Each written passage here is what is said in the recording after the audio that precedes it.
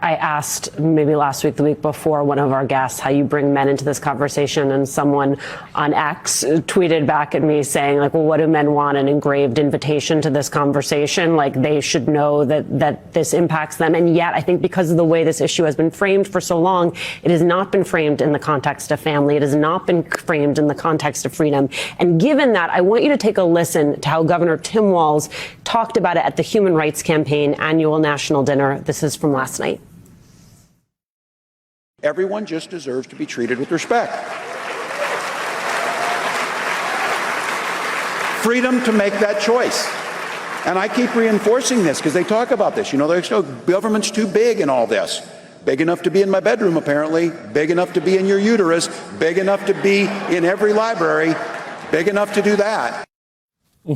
Or that freedom frame, to your point, makes it a message for everyone.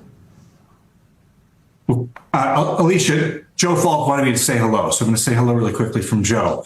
But I love what Coach or Governor Walz just said, right? And there's something deeply ironic and deeply frustrating about the idea that the government has the power to control the single most important decision a woman and a family could ever make.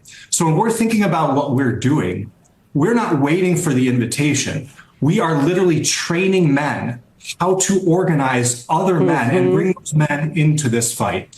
And so what we do is we've literally trained organizers in Florida, in Georgia, in North Carolina, and Arizona, who are having peer-to-peer conversations with their buddies, who are organizing their buddies into phone banks, into canvases, and helping them learn how to speak out, because it is so critical that all of us get off the sidelines and in this fight. I do think it's important to note what you just mentioned, which is for a long time, men have ignored the voices and sat silently on the sidelines as women, as people who can get pregnant, have been warning about this fight, warning that Roe would be overturned.